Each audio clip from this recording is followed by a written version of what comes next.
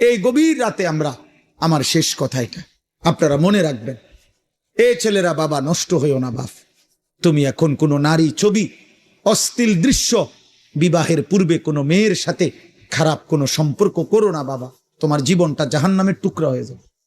ওই দেখেন এই বেয়াদব দেখেন কাকে বলে, মানুষকে বলে না ছাগলেরে বলে, কোনো খবর নেই, সে তার কাজে আছে। এই হলো গাদ্দার, এই হলো আহাম্মকদের। বললাম না আমি এটা, এই মোবাইলের প্রচন্ড আসক্ত যেগুলো, এদের ব্রেনে কোনো কাজ করে না, এরা প্রতিবন্ধী। হ্যাঁ বাস্তবে এরা এরা কোনো পাক নাফাক, ভদ্রতা, আখলাক, উচিত অনুচিত বোঝেন। হের কথা আমি হুজুর তোর আব্বাও যদি বলে আমার মোবাইল ছাড়া জীবনে আমার আর কিছু নাই, আমার কোনো মা নাই, বাবা নাই, আমার কোনো আল্লাহ নাই, রসুল নাই, আমার কোনো হুজুর নাই, আমার কোনো ইমাম নাই, আমার কোনো ধর্ম নাই, আমার কোনো ইসলাম নাই, আমার কোনো কোরআন নাই, আমার একটাই আমার মোবাইল। নারী ছবি, উলঙ্গ দৃশ্য, জিনা, ব্যভিচার, অশ্লীলতা, বেহায়াপনা, উল্লাস, মদ, জুয়া, এই জীবন আমার, এই জীবন। বেঈমানের দিকে তাকায় থাকে, বেঈমানের ডিজাইন। মুসলমানের ঘরে জন্ম নিয়া 16 বছর বড় হইলি বেটা, মুসলমান মা বাবার ঘরে চুল রাখলি বেঈমানের মতো বেটা, কাপুরুষ বেটা তুই বেটা, থু বেটা তোর কপালে বেটা, থুতু মারলাম তোর কপালে বেটা, তোর ওই বেঈমানের চুলে থুতু মারলাম বেটা।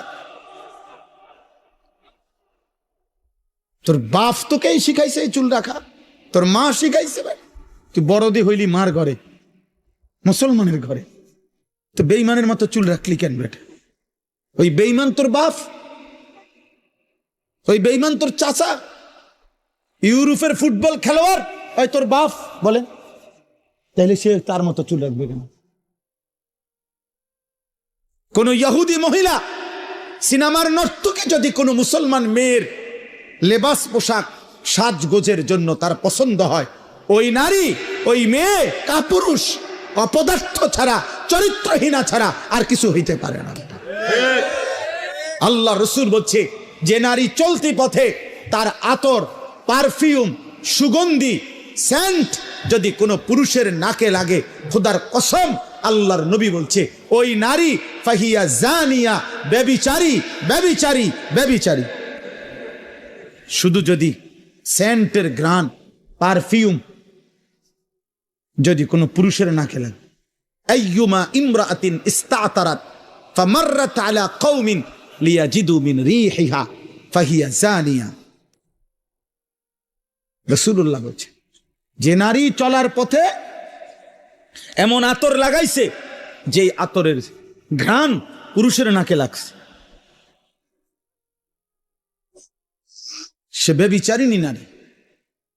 আল্লাহ তাআলা কোরআনে বলছে ওয়ালিয়াদরিবনা বিখুমুরিহিন্না আলা জিয়ুবিহিন্না, হে মুসলিম নারী সারা দেহ একে তো তুমি পোশাক দিয়ে ঢাকবে, দ্বিতীয়ত লম্বা মোটা ভারী চাদর বোরখা দিয়ে ঢাকবে, এরপরে আবার আল্লাহ বলছে তোমার চেহারা, তোমার বক্ষ আলাদা আবারও মোটা পোশাক দ্বারা, আলাদা খিমার, আলাদা ওড়না দ্বারা আবার ঢাকবে।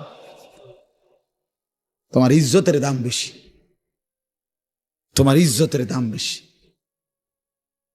তুমি নারী, তোমার গর্ভে আব্দুল কাদের জিলানী, তোমার গর্ভে বাইজিদ বুস্তামি, তোমার গর্ভে আম্বিয়ারা আসছে, তোমার গর্ভে আউলিয়ারা আসছে, তোমার গর্ভ থেকে সাহাবা জন্ম নিছে। তুমি নারী দামি,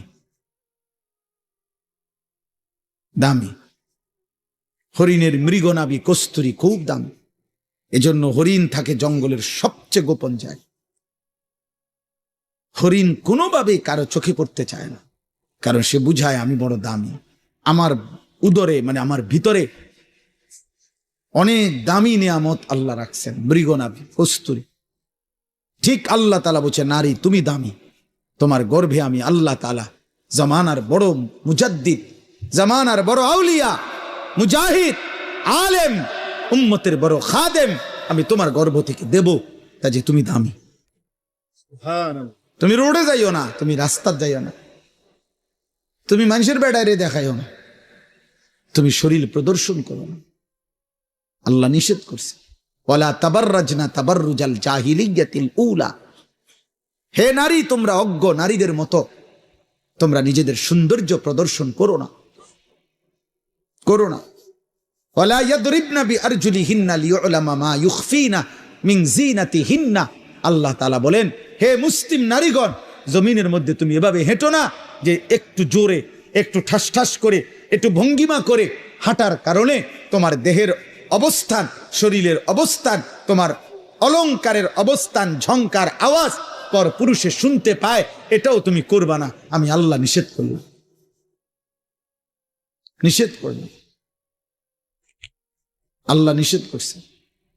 ওয়ালা ইউবদিনা যিনাতাহুন্না, তোমার সৌন্দর্য তুমি প্রকাশ করো না। আল্লাহ তাআলা বলছেন, কত আয়াত যে কোরআনে বলছেন, কত আয়াত। আল্লাহ তাআলা বলছেন, মান ইয়াতি মিনকুন্না বিফাহিশাতিন মুবায়্যিনা ইউদাআফ লাহাল আযাব। আল্লাহ বলছে, হে মুসলিম নারী, আমি আল্লাহ বললাম, তোমার দ্বারা যদি প্রকাশ্যে কোনো অশ্লীলতা ছড়ায়, তোমারে দেখা যদি কোনো ছেলে নষ্ট হয়, তোমারে দেখা যদি কোনো পর পুরুষ ছেলে চরিত্রহীন হয়, মেয়েটা নারী, তো আল্লাহ বলেন আমি কিন্তু তোকে প্রত্যেকটা পাপের ডবল ডবল, দ্বিগুণ দ্বিগুণ শাস্তি দেব। তোর নিজের পাপ, ওই ছেলের পাপ। এটা কোরআন শরীফের আয়াত। এই জন্য যেই সমস্ত মহিলা, মেয়ে বেপর্দা, হারাম কোন প্রেম সম্পর্ক অথবা নিজের শরীর প্রদর্শন করে, এদের দিকে যত পুরুষ তাকায়, এই সমস্ত পুরুষের যত গুনাহ হয়, ওই অসভ্য নারী সবগুলো গুনার শাস্তি, নিজের পাপ আবার এদের পাপ সমপরিমাণ নিয়ে শাস্তি ভোগ করতে হয়। খোদার কসম, এটা কোরআনের আয়াত। আল্লাহ বলছেন আমি ছাড়বো না, আমি নিষেধ করছি। আমি তোমাকে দামি বানাইছিলাম, আমি তোমাকে ইজ্জতওয়ালা বানাইছিলাম। ইসলাম নারীকে কি সম্মান দিছে বলেন?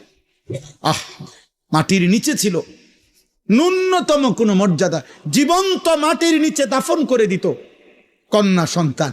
ইসলাম সেই মনে হয় যেন কবরের থেকে উঠাইয়া আমার নবী মর্যাদা দিতে দিতে বলছে, আল জান্নাতু তাহতা আকদামিল উম্মাহাত, মায়ের পায়ের নিচে সন্তানের জান্নাত। তাহলে মা কোথায়? পরে বোঝেন না, মহিলার পায়ের নিচে যদি জান্নাত হয়, তো এবুড়ি কোনায়? জান্নাতের উপরে। তার মর্যাদা কোথায়? জান্নাতের ঊর্ধ্বে। নারী জান্নাতের ঊর্ধ্বে। সুবহানাল্লাহ। অতএব আজকে এতটুকুই কথা, আপনারা বুঝেন, আমরা বুঝি। আমাদের এই বালিকা মাদ্রাসা, আমাদের ছেলেদের মাদ্রাসাগুলো, আমরা আখিরাত শিখাই, আমরা চরিত্র শিখাই, আমরা আখলাক শিখাই, আমরা ইমানের হেফাজত করতে বলি, আমরা আখলাকের হেফাজত করতে বলি। আল্লাহ আমাদেরকে বুঝ দান করেন, আল্লাহ আমাদেরকে কবুল করে নেন। দেখেন, এবার আমি যেটুকু আয়াত পড়ছি, এবার শুধু তর্জমাটুকু শুনেন, তাইলে কথা শেষ। কোরআনুল কারীমের 18 নম্বর পারা, 24 নম্বর সূরা, সূরায়ে নূর। এই সূরা আল্লাহ তাআলা কি বলছে শুনেন, অত্যন্ত গুরুত্বপূর্ণ কোরআনের সূরা। আল্লাহ তাআলা বলেন, বিসমিল্লাহির রহমানির রহিম। কথা বলো না, কথা বলো না। আল্লাহ তাআলা বলেন, এই দেখেন 3টা আয়াত পড়ছি মাত্র, 18 নম্বর পারা, 24 নম্বর সূরা। সহজ, আপনি বুঝবেন সহজ কথা। আল্লাহ তাআলা বলেন, সূরাতুন আনজালনাহা, এই সূরাটি আমি আল্লাহ নাজিল করেছি। পুরা কোরআন কে নাজিল করছে? এই সূরাটা কে নাজিল করছে? তো আল্লাহ এরপরও আবার বলতেছে, এই দেখো, এই সূরাটা কিন্তু আমি নাজিল করছি, আমি আল্লাহ নাজিল করছি, খামখেয়ালি করো না। আমি আল্লাহ, আমি তোমার রব, আমি তোমার সৃষ্টিকর্তা, আমি তোমার হিসাব গ্রহণকারী, আমি কিন্তু ফায়সালাকারী। ওয়া ফারাদনাহা, এই সূরার বিষয়টা হালাল হারাম যা বলছি এখানে